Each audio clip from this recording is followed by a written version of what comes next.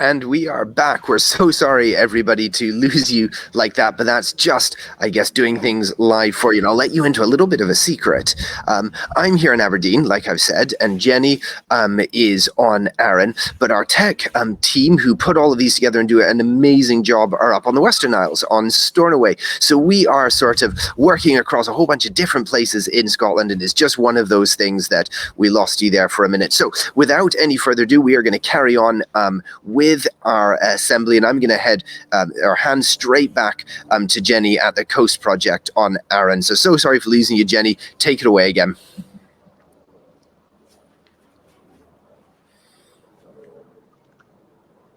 Okay, hi guys. I hope you can see me. I'm going to chat away anyway.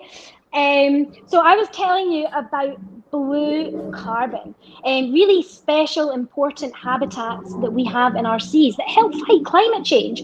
The particular species I was starting to roll off my tongue was seagrass, which is an underwater flowering plant, a nursery habitat for juvenile fish, the same sort of fish you like in your fish supper on a Friday night, your cod and your haddock. Now, seagrass helps us fight climate change because it is such a good plant at absorbing carbon dioxide. So it takes in the carbon dioxide from the atmosphere and holds it within its root systems. And a particular fun fact, if you have a patch of seagrass in the sea, it absorbs 35 times more carbon dioxide than the same size patch of rainforest on land. So it's really, really good to have in our seas and protect seagrass so that we help fight climate change. Now, unfortunately, due to its fragile nature and the way it grows, I don't have any seagrass to show you in person today, but I'll make sure there's a wee link on your learning space to a seagrass video so you can see it under the sea for yourself.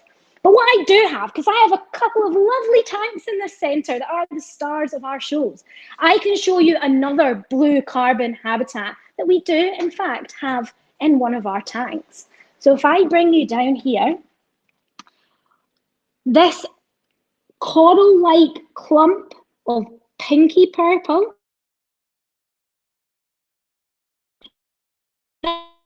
it looks like coral, but it is in fact a seaweed. So marl is a coralline seaweed, and that means it builds up a calcium carbonate structure. Calcium carbonate, chalk.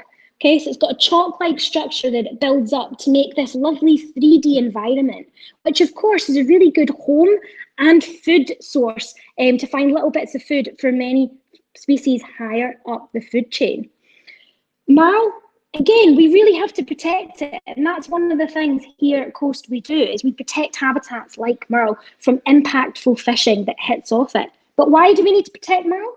It takes 10 years to grow 1 centimetre. So it is extremely slow growing, and because it's like chalk, it breaks really easily. So we want to protect it because, again, that helps us fight climate change because it retains carbon dioxide within its structures.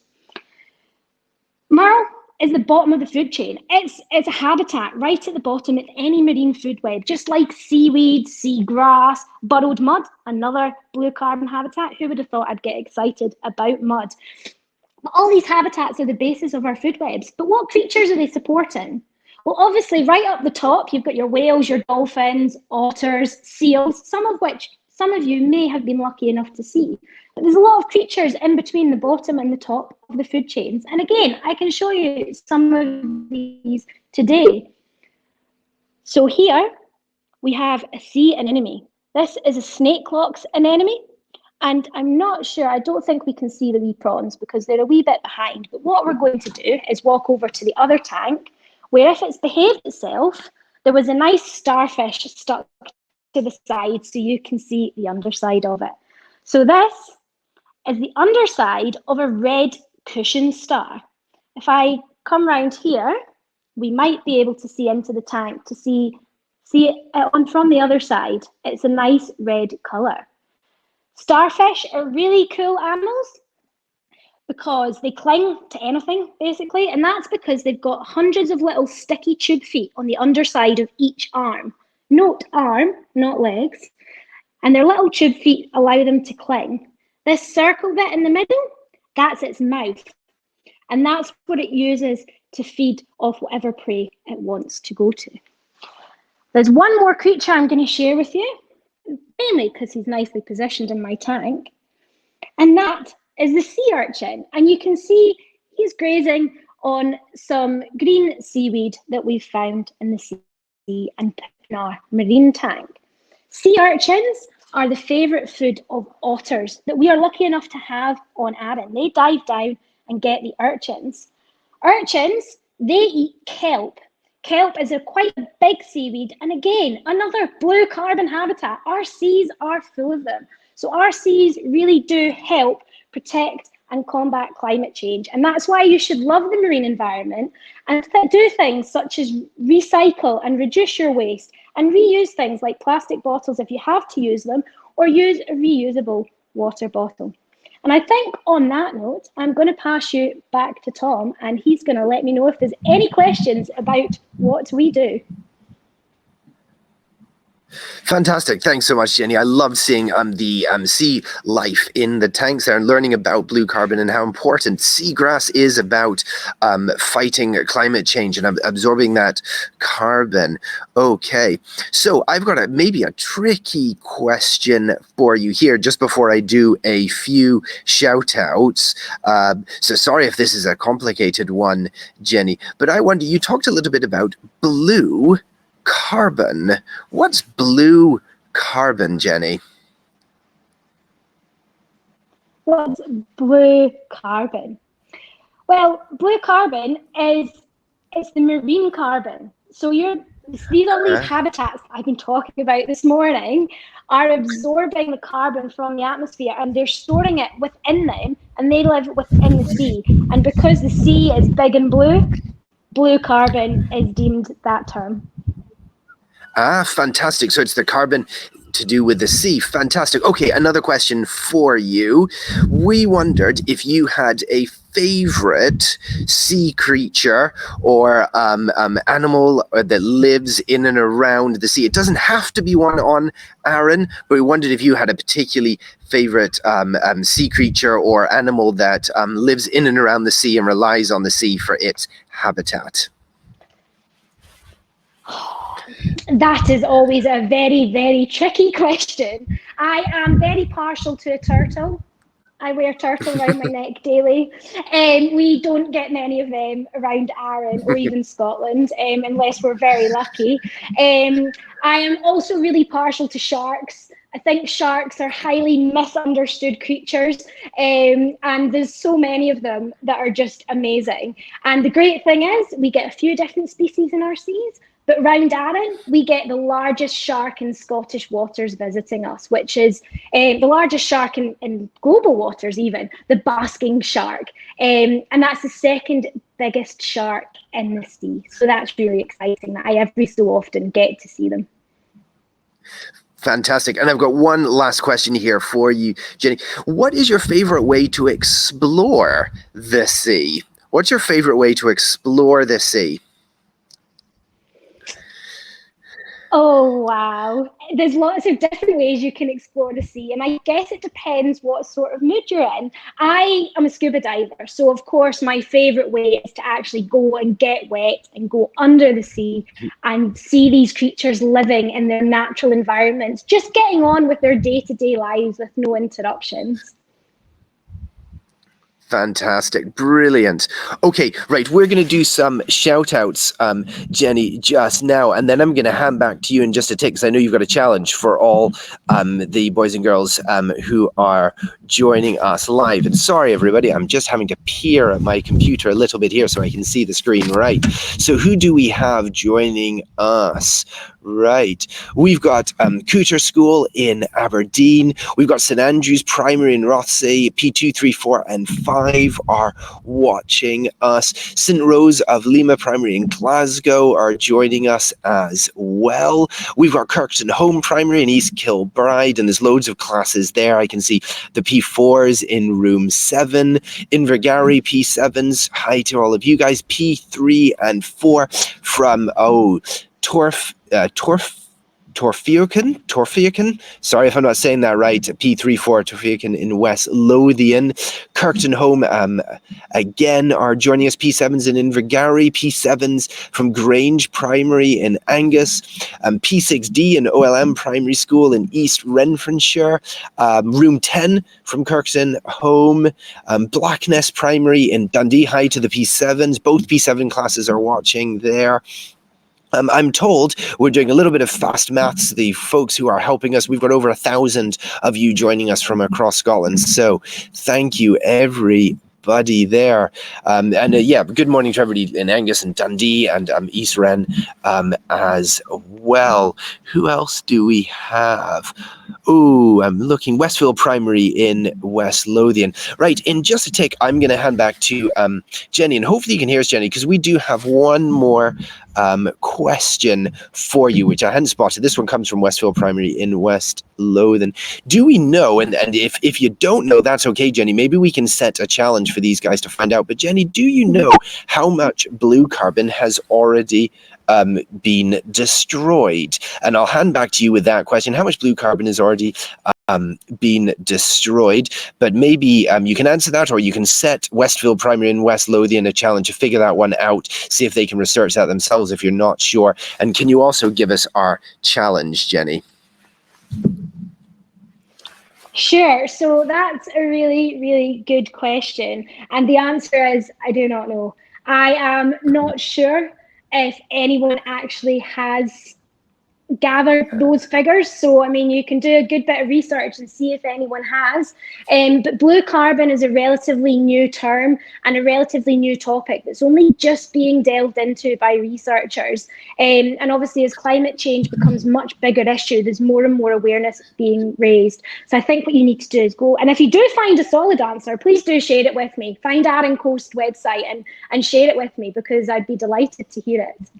And that takes me to today's challenge. I have banged on about blue carbon and its wonders and why we should protect our seas. So I challenge you all to think of 3 people and tell 3 people that you can share the blue carbon message with. Fantastic. Thank you so much, Jenny. So there you go. A bit of a challenge to do some research, and we are doing together, all of you joining us, a bit of learning about some cutting edge science all about blue carbon as well. And we would love, as Jenny says, for you to think of 3 people who you can spread the blue carbon message and have a think about why it's important for our seas and marine habitats to be protected. Okay, so if you are loving our assemblies, if you are interested and are doing work in school on COP26, so you've just heard about it and you're not sure what it's all about and how you can get involved, we have the answer for you. And I'm just going to share my screen right now and show you all about it, because I hope that you have found our learning spaces. They are on the same website that you are watching this on, whether you're watching it live or on catch up. And there's a learning space which we call first level, which looks like this, which is roughly for kind of P2s to 4s, but let's not be too strict about that. And here's our second level one, which is pretty much for P5s to 7s. Okay. And there's all sorts of different activities and all the kind of flashing circles there you can click on and find cool things to do. I must say that if you peek into this corner as well, we have our Maths Kitchen, and Maths Week Scotland is coming up. So you can definitely go check out the Maths Kitchens, and that's there on the second level one, and there it is on the first level one.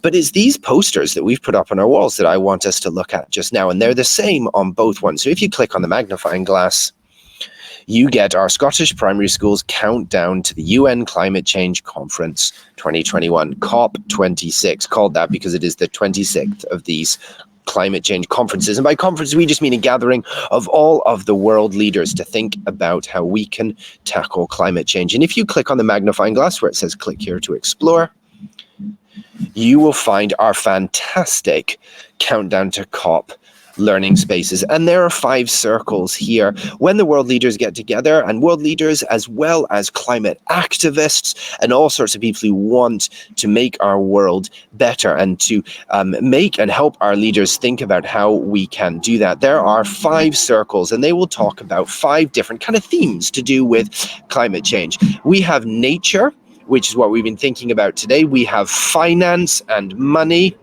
We've got clean transport with our bike there. We've got our windmills, which are for energy, and we've got our resilience and adaptation. And we are going to be thinking all about these in our assemblies as we go on.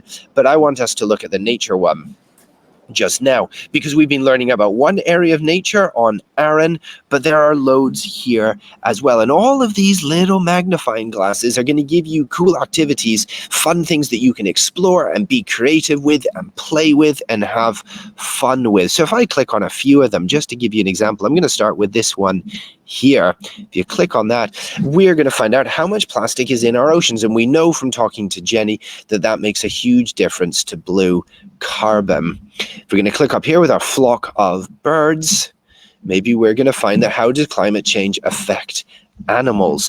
But there are also some light bulbs as well. I hope you can see those on my screen, and we are going to give you some challenges to do. So do have a look at those. And if when you've done one of our challenges, if you click on the click here to share, it's going to take you back here and you can begin to share what you have been doing with us. So there you go. I'll close that one. Here is our nature learning space with loads of things for you to dig into. And if we go back, you will see that there will be each of these and you can begin to explore our countdown to COP primary schools space there.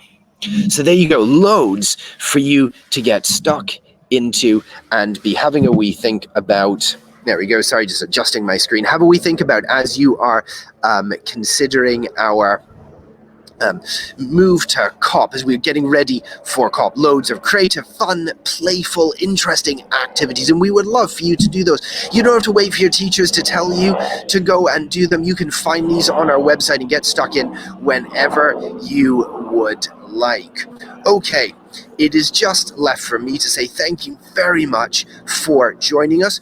We normally do our assemblies every other week, but because we've got this countdown to COP, we're going to be here every week. We've got 3 more to do, and I'm super excited about next week's as well. We are going to be thinking about fashion. I know you might be looking at me and going, okay, we're not sure that we want Tom to tell us about fashion. What does he have to bring to that party? Well, we are not going to be relying on me to tell you about fashion and how fashion can be sustainable and how we can help fight climate change with our fashion. We are going to be heading to an awesome, I'm just going to tease it, I don't want to give it away, but an awesome sustainable fashion store and talk to some people who really know what they're talking about when it comes to fashion and reusing and recycling and sustainability as well. So we'd love for you to join us again on the e-Sgoil website next week when we think about using our money wisely to help fight climate change, but particularly fashion as well.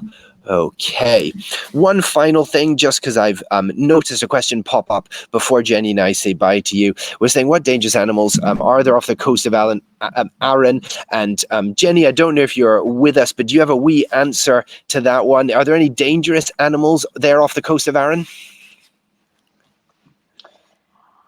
No, there's nothing deadly. I mean, all animals can be dangerous if you invade their personal space. Lion's mane jellyfish are probably, if you want to say dangerous animal, the most dangerous animal in our seas because they can sting you quite badly like nettles do.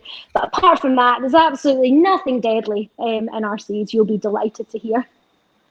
Fantastic. Thanks so much, Jenny. And so we would just say before we hand off that we would love for you to go. If you are near a marine or a coastal area, we would love for you to go and explore that. But please do be safe when you do that. You need to make sure that you're with somebody who can look after you, who knows what they're doing in and around coastal and maritime environments, and that you are in the places which is recommended for you to go. And somebody has said that that is a safe place for you to go as well. It is really important to us that as we get out and we explore Scotland and explore where we live, which we absolutely want you to do, we think that's so important. We want you to do that as safely as you can possibly do that. Right. Thank you so much, Jenny, for taking the time to show us your brilliant marine environment, for introducing us, I guess, to some of the creatures, and for teaching us about this cutting edge area of blue carbon and why it is so important to look after our marine environment. And we are sure that everybody joining us is going to be taking you up on your challenge and spreading the word there and telling 3 people as well. So thank you very much, everybody, for tuning in. Go and explore the learning spaces. Go explore safely a marine or coastal environment if you are near one. And we really look forward to seeing you next week for our sustainable fashion countdown to COP assembly. So bye for now, everybody. And thank you, Jenny. Bye. Thank you.